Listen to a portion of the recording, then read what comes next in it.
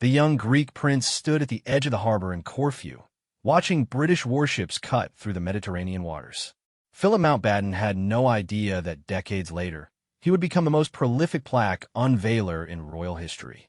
The boy who would one day joke about dedicating his life to unveiling plaques and opening things was born into chaos. His birth certificate read Prince Philip of Greece and Denmark, but his early life resembled something from an adventure novel rather than a fairy tale. When Philip was just 18 months old, his family fled Greece in the dead of night. His father, Prince Andrew, had been blamed for a military disaster, and the family faced possible execution. British naval ships rescued them, carrying baby Philip to safety in an orange crate that served as his makeshift crib. The family scattered across Europe like leaves in the wind. His mother, Princess Alice, struggled with mental health issues and would later spend time in Swiss sanatoriums.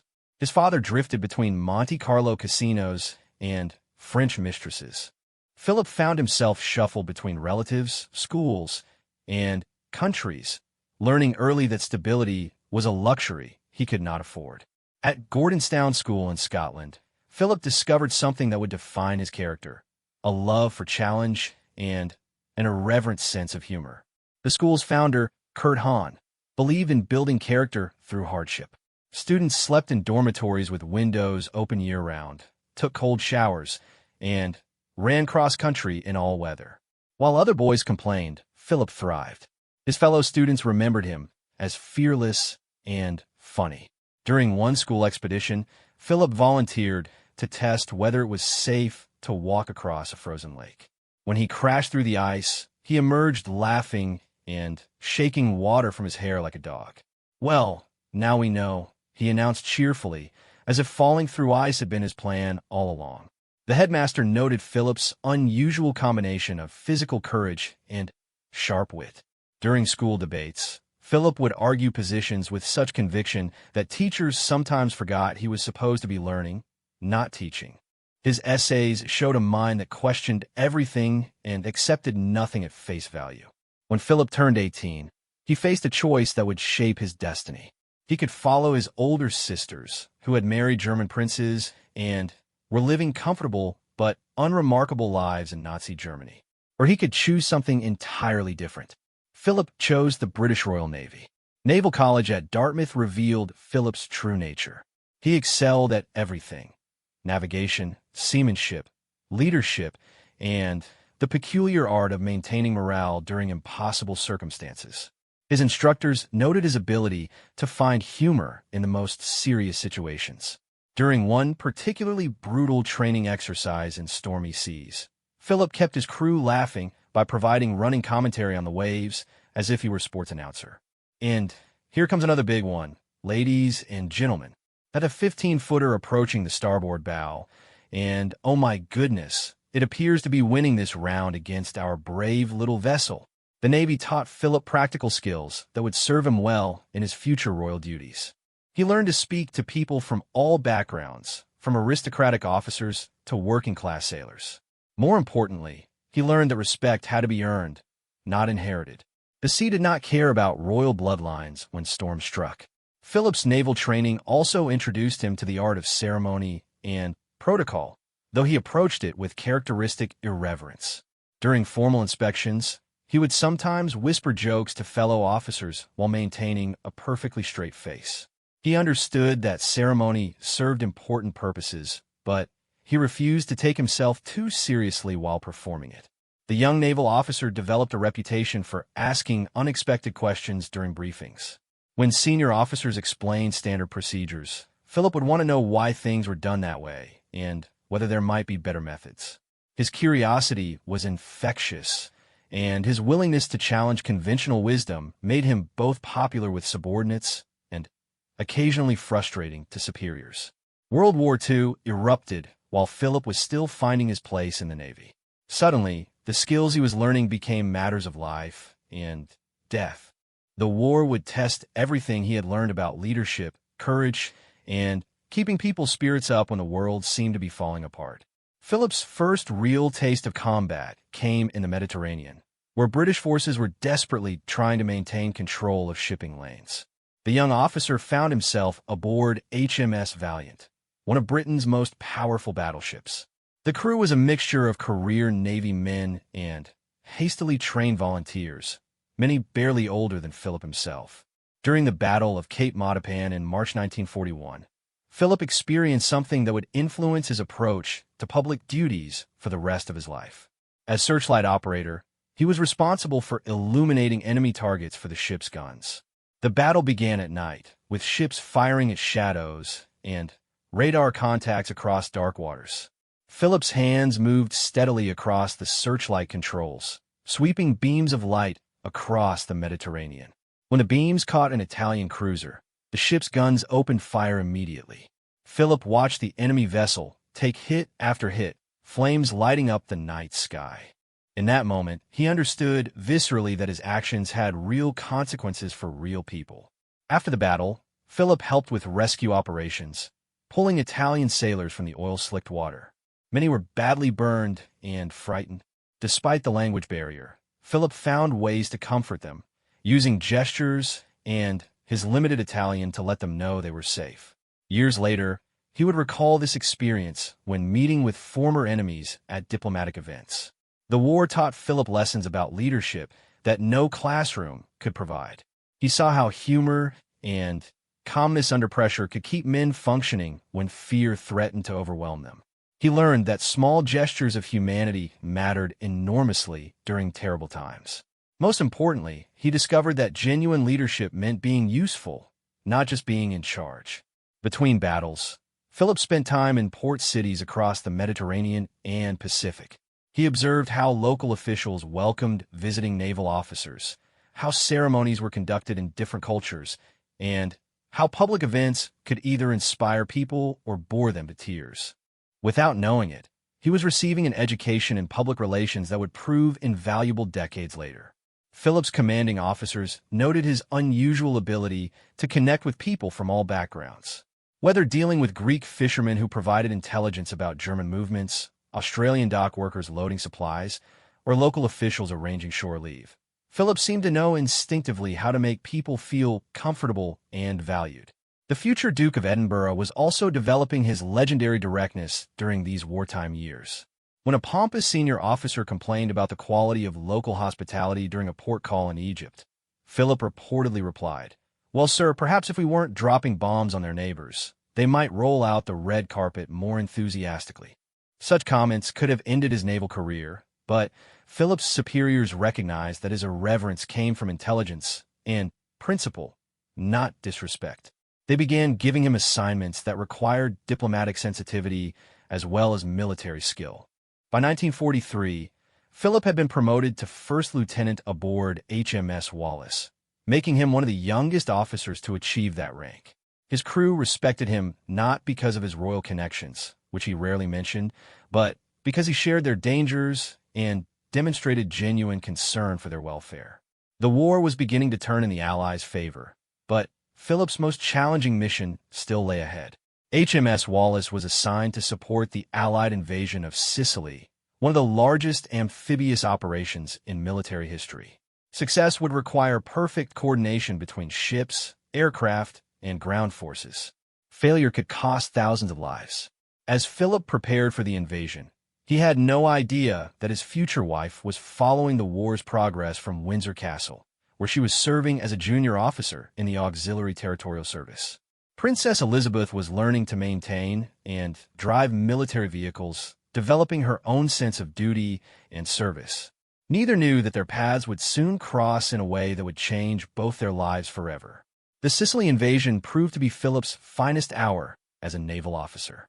HMS Wallace approached the coast under cover of darkness, her crew tense with anticipation.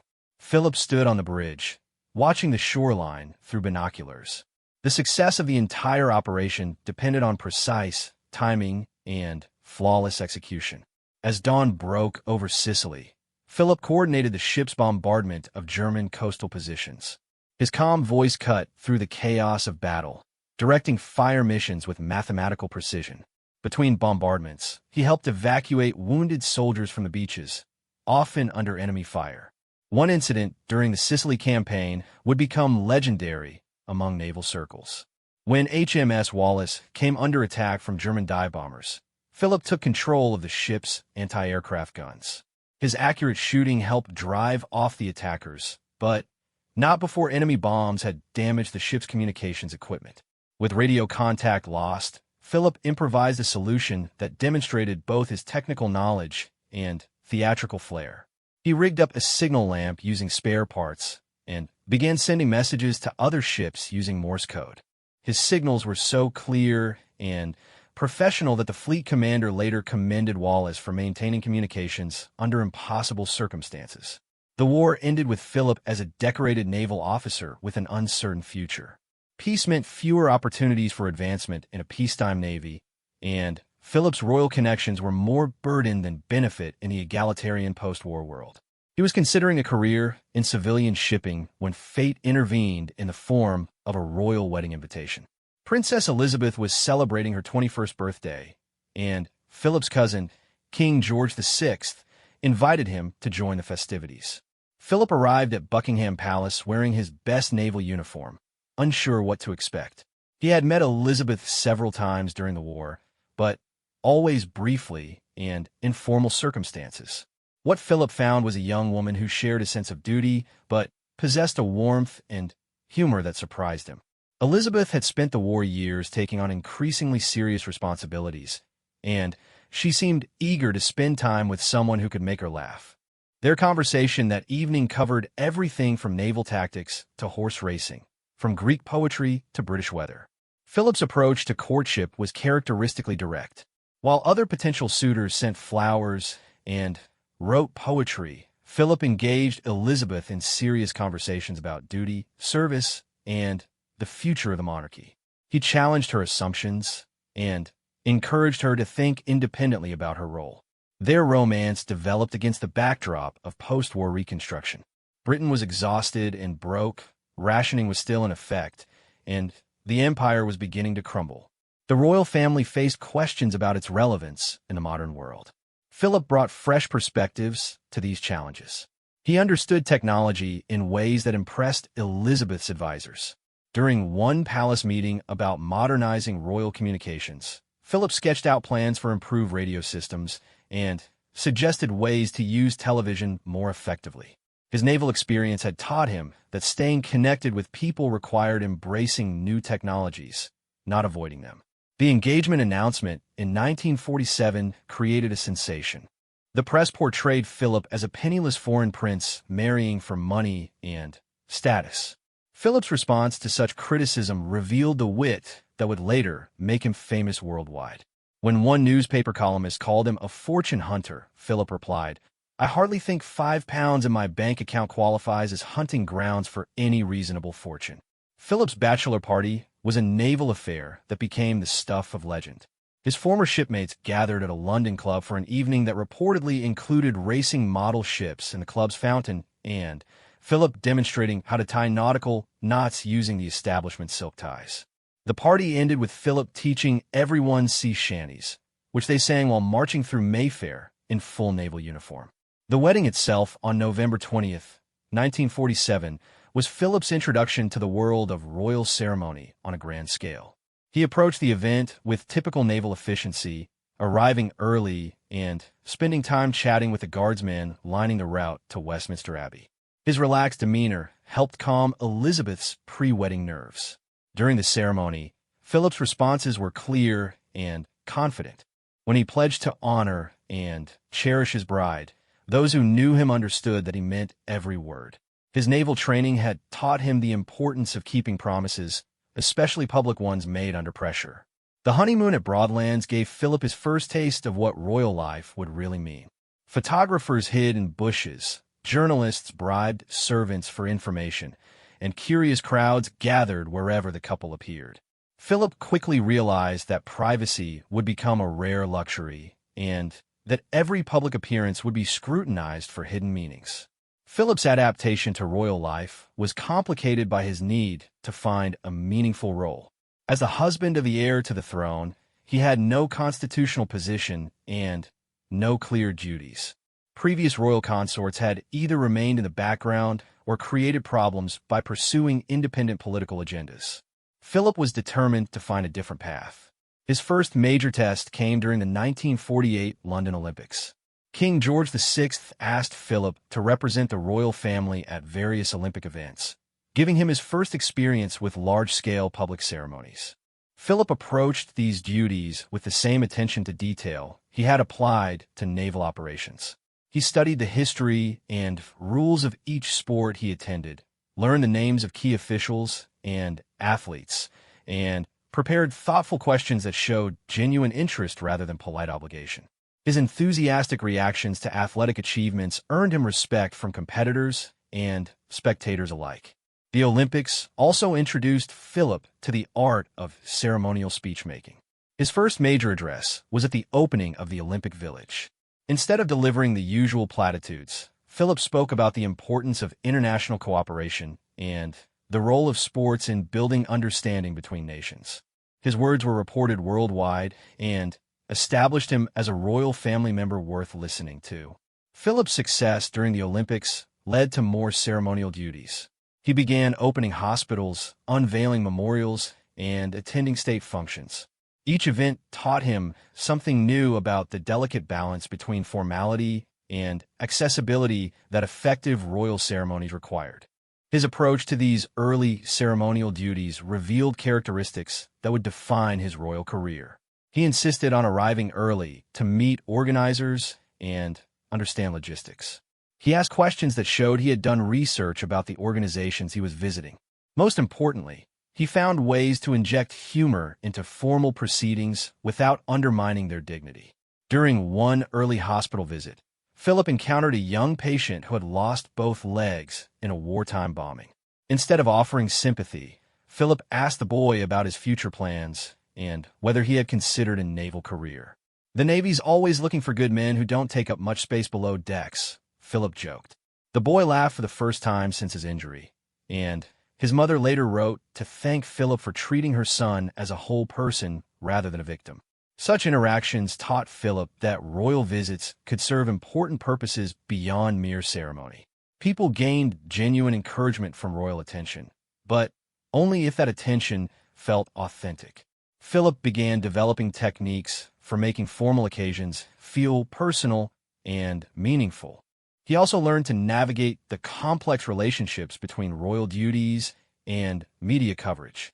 Reporters followed his every public appearance, looking for signs of boredom, impatience, or controversy. Philip discovered that a well-timed joke or unexpected question could transform a routine ceremony into front-page news, usually positive. By 1951, Philip had established himself as an effective royal performer.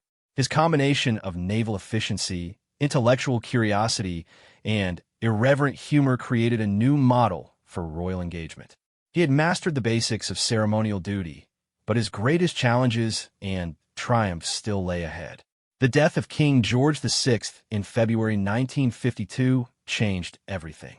Elizabeth became queen at 25, and Philip found himself thrust into the role of royal consort to the most famous woman in the world. The coronation ceremony would test everything he had learned about balancing personal authenticity with royal dignity. As preparations for the coronation began, Philip faced a choice that would define the rest of his life. He could retreat into the background, serving as a silent supporter to his wife's reign, or he could use his growing expertise in royal ceremony to help modernize the monarchy and make it more relevant to ordinary people. Philip chose innovation, but with characteristic caution. He suggested televising the coronation ceremony, arguing that it would bring the monarchy closer to the people. When traditionalists objected that television would diminish the ceremony's mystery and dignity, Philip countered that hiding royal ceremonies from public view would make them seem irrelevant and outdated. The coronation on June 2nd, 1953, became the most-watched television event in history up to that time. Philip's decision to embrace new technology had transformed a medieval ceremony into a modern media spectacular. More importantly, it established him as a forward-thinking royal who understood how to adapt ancient traditions to contemporary circumstances. The 1950s marked the beginning of Philip's transformation into the world's most prolific plaque unveiler. What started as occasional ceremonial duties evolved into a full-time career of public appearances, each one requiring the precise balance of dignity and accessibility that Philip had been perfecting since his naval days. His first major solo tour came in 1956 when he opened the Melbourne Olympics on behalf of the Queen. The 4-month journey aboard the Royal Yacht Britannia took him to remote corners of the Commonwealth, from tiny Pacific islands to bustling Australian cities. Each stop required Philip to master local customs, remember dozens of names, and perform ceremonies that mattered enormously to local communities. On the remote island of Tonga, Philip participated in a traditional kava ceremony that lasted 3 hours. The local chief explained each ritual step while Philip sat cross-legged on woven mats, occasionally grimacing at the bitter taste of the ceremonial drink. When journalists asked if he had enjoyed the experience, Philip replied, "Well, I've had worse hangovers from better-tasting beverages." The tour established Philip's reputation for cultural sensitivity combined with honest reactions. In Fiji, he learned traditional dances well enough to join local performances. In Papua New Guinea, he spent hours discussing tribal customs with village elders. His genuine curiosity about different cultures made him an effective ambassador for modern Britain. Back home, Philip's ceremonial duties multiplied rapidly. The 1960s saw him opening everything from nuclear power stations to shopping centers, from university buildings to sewage treatment plants. Each event required careful preparation and diplomatic skill, but Philip approached them all with the same methodical professionalism he had learned in the Navy. His technique for plaque unveiling became legendary among royal watchers. Philip would arrive early to inspect the plaque and its unveiling mechanism, ensuring there would be no embarrassing technical failures. He would chat with local officials about the project's history and significance, gathering information that allowed him to make informed comments during the ceremony. The actual unveiling followed a carefully choreographed routine. Philip would make brief remarks about the importance of the project, acknowledge key contributors by name, and then perform the unveiling with theatrical flourish. His comments were always specific to the occasion, demonstrating that he had done his homework and understood why the ceremony mattered to the community. One ceremony that became famous throughout Britain occurred at the opening of a new bridge in Yorkshire. The engineering project had taken 7 years to complete and represented a major achievement for the local construction industry. Philip spent an hour before the ceremony walking the bridge with its chief engineer, asking detailed questions about construction challenges and innovative techniques. During his speech, Philip surprised everyone by discussing specific engineering details and praising individual workers by name. He then unveiled the plaque with a comment that became local legend. "This bridge will carry people and goods for generations to come, but more importantly, it carries the pride of everyone who built it." The ceremony made front-page news in regional papers and demonstrated Philip's ability to make formal occasions feel personally meaningful. Philip's success with ceremonial duties led to increasingly complex assignments. He became patron of hundreds of organizations, each requiring regular visits and speeches. His calendar filled with engagements that ranged from scientific conferences to agricultural shows, from military parades to art exhibitions. The variety of these duties required Philip to become an expert on dozens of subjects. He studied industrial processes before visiting factories, learned about medical research before opening hospitals, and researched agricultural techniques before attending farming events. His private study at Buckingham Palace filled with briefing papers, technical manuals, and background reports on every conceivable topic. Philip's approach to learning impressed everyone who worked with him. He would spend hours before each engagement reading background materials and preparing thoughtful questions. His secretaries reported that he often stayed up late studying briefs for the next day's ceremonies, making notes and sketching diagrams to help him understand complex topics. This preparation showed during his public appearances. When Philip opened a new computer center in 1965, he astounded engineers by discussing programming languages and data storage systems with genuine understanding. When he visited a textile factory, he correctly identified different weaving techniques and asked informed questions about international trade patterns. The 1970s brought new challenges as Britain struggled with economic difficulties and social changes. Philip's ceremonial duties increasingly involved opening projects designed to address unemployment, urban decay, and industrial decline. These events required sensitivity to local political concerns and awareness of broader economic trends. Philip adapted his ceremonial style to match these changing circumstances. His speeches became more focused on practical benefits and community impact. Instead of simply praising new facilities, he would discuss how they would create jobs, improve services, or enhance quality of life for local residents. During one particularly memorable ceremony in Liverpool, Philip opened a job training center in a neighborhood devastated by factory closures. Instead of delivering prepared remarks, he spoke impromptu about the importance of learning new skills and adapting to changing economic conditions. His comments resonated so strongly with local residents that the speech was replayed on radio stations throughout the region. Philip's growing expertise in ceremonial duties made him the royal family's go-to person for challenging assignments. When new technologies needed royal recognition, Philip was chosen to provide it. When controversial projects required diplomatic handling, Philip's combination of authority and humor proved invaluable. The opening of Britain's first nuclear power station presented particular challenges. Anti-nuclear protesters gathered outside the facility, while supporters emphasized the importance of energy independence. Philip defused tensions by acknowledging both perspectives in his speech and focusing on the engineering achievements rather than political implications. His comments that day became a model for handling controversial subjects during royal ceremonies. We gather today to recognize human ingenuity and technical skill. Whatever our views on nuclear energy, we can all appreciate the remarkable engineering that has created this facility. The debate about our energy future will continue, as it should in a democracy, but today we celebrate the craftsmanship and dedication of the people who built this power station. Such diplomatic language satisfied both supporters and critics while maintaining the ceremonial dignity appropriate to royal occasions. Philip's ability to find common ground during divisive times made him increasingly valuable to the monarchy's public relations efforts. The 1980s saw Philip's ceremonial career reach its peak efficiency.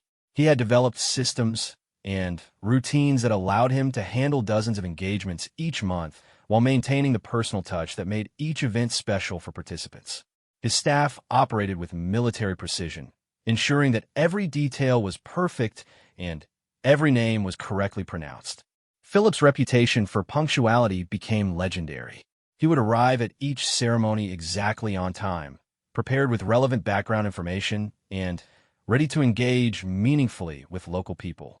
Organizers learned that Philip expected them to be equally well-prepared and would notice if they had not done their homework.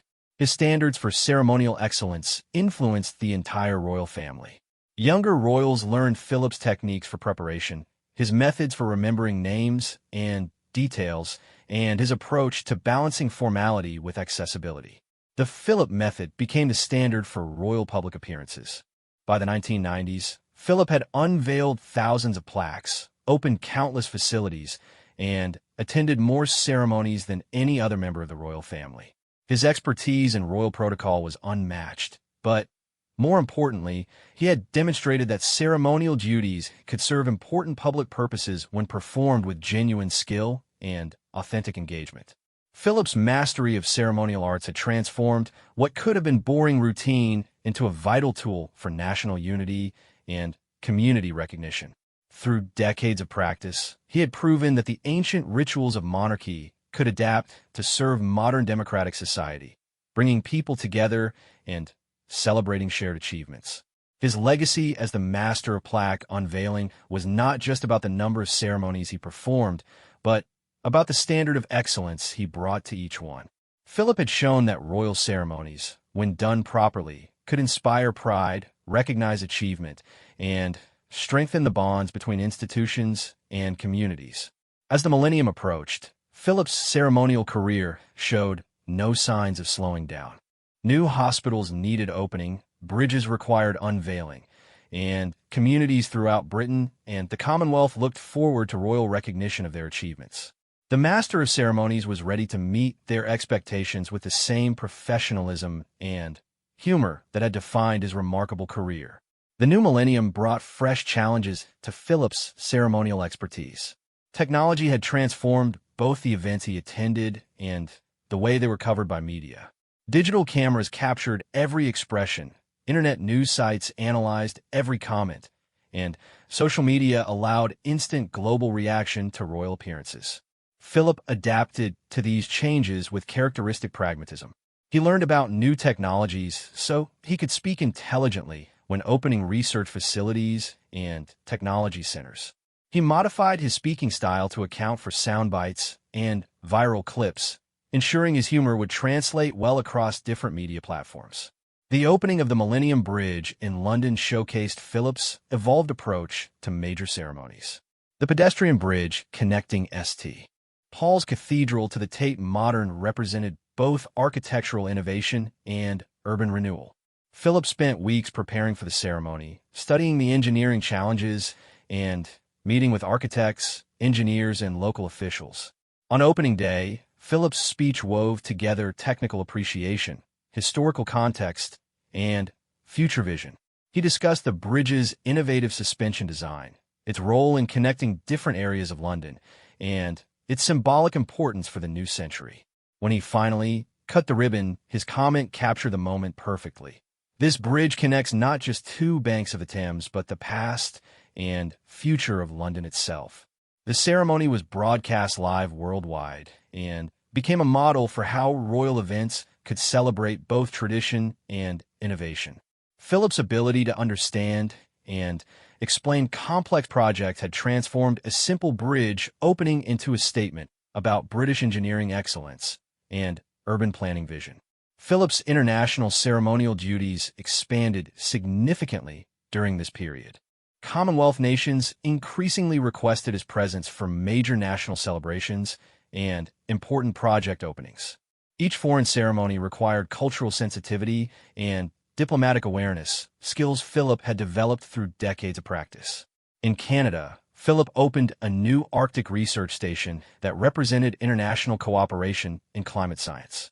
The ceremony took place in harsh weather conditions that would have defeated less experienced royal performers. Philip delivered his speech while snow swirled around him, making jokes about British weather that helped everyone forget the uncomfortable conditions.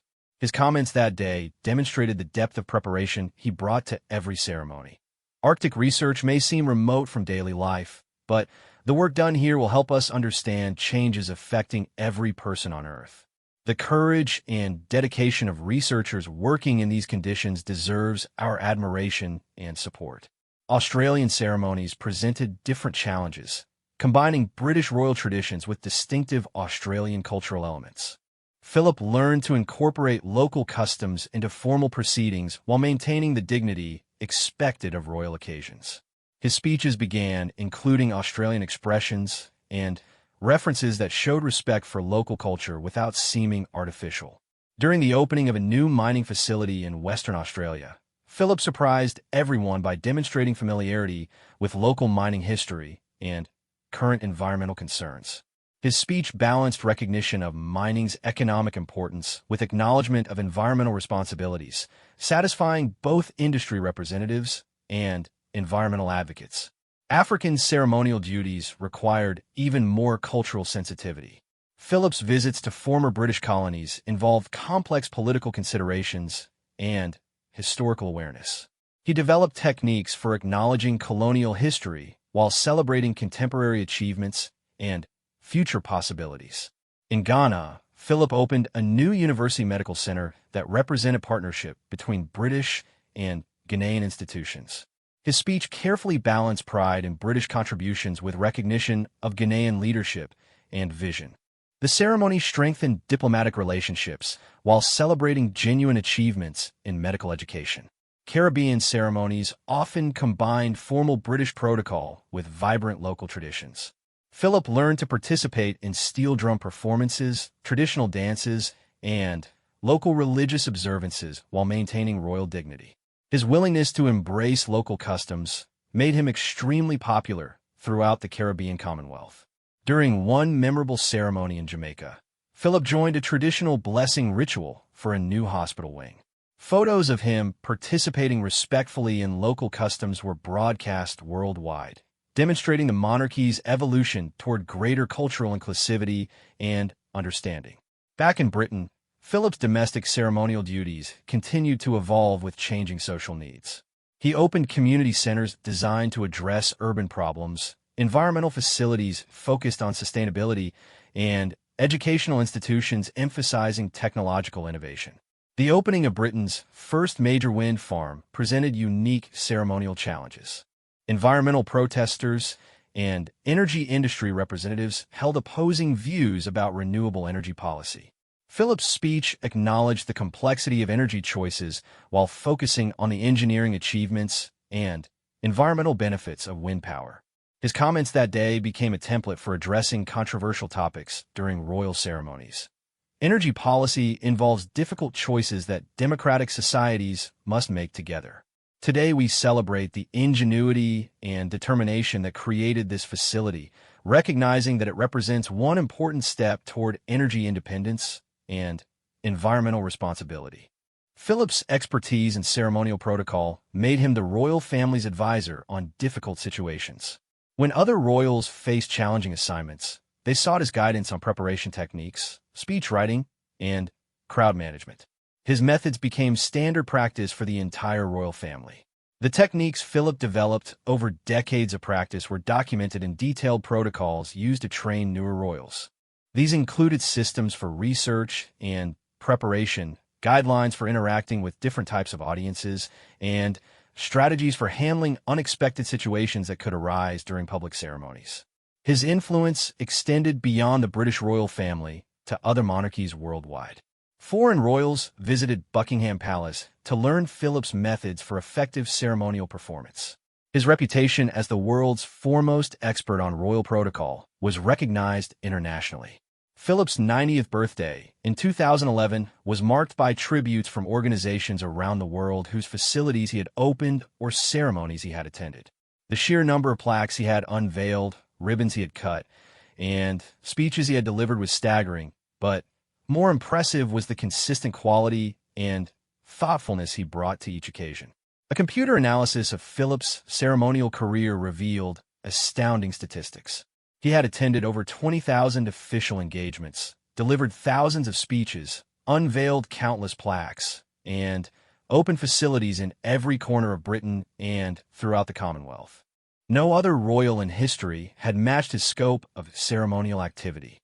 More importantly, Philip had transformed royal ceremonies from perfunctory duties into meaningful public events that served important social and political purposes. His approach proved that ancient monarchical traditions could adapt to serve modern democratic societies effectively. As Philip gradually reduced his public engagements, younger royals worked to maintain the standards he had established. His legacy was not just the ceremonies he had performed, but the methods and principles he had developed for making royal occasions genuinely valuable to the communities they served. Philip's final major ceremonial duty came in 2017 with the opening of a new veterans hospital. The event brought together all the elements that had defined his ceremonial career: careful preparation, cultural sensitivity, personal engagement, and genuine respect for the people and achievements being celebrated. His final speech as an active royal captured the essence of his approach to ceremonial duties. Throughout my life, I have had the privilege of recognizing the achievements of extraordinary, ordinary people. Every plaque unveiled, every ribbon cut, every facility opened has represented human creativity, determination, and service to others. It has been my honor to celebrate these achievements and the people who made them possible. The audience that day included representatives from hundreds of organizations Philip had supported over 7 decades of public service. Their presence testified to the impact of his ceremonial work and the relationships he had built through consistent excellence in royal performance. Philip's retirement from active ceremonial duties marked the end of an era in British royal history. He had established new standards for royal public engagement and demonstrated that ceremonial traditions could evolve to serve contemporary social needs while maintaining their essential dignity and significance. His legacy as the master of plaque unveiling encompassed far more than the impressive statistics of his ceremonial career. Philip had shown that royal duties, performed with skill and sincerity, could strengthen community bonds, celebrate human achievement, and maintain the monarchy's relevance in a rapidly changing world. The thousands of plaques Philip unveiled throughout his career served as lasting monuments to his dedication and expertise. Each one marked not just the opening of a facility or the completion of a project, but Philip's contribution to the ceremony and significance of the occasion. From his early naval training through decades of royal service, Philip had developed and perfected the art of meaningful ceremonial performance. His combination of careful preparation, cultural sensitivity, intellectual curiosity, and irreverent humor had created a new model for royal engagement that influenced monarchy worldwide. The boy who had fled Greece in an orange crate had become the world's most accomplished royal performer, proving that ceremony and substance could work together to serve important public purposes. His mastery of the seemingly simple art of unveiling plaques had helped strengthen democracy, celebrate achievement, and bring people together across cultural and political divides.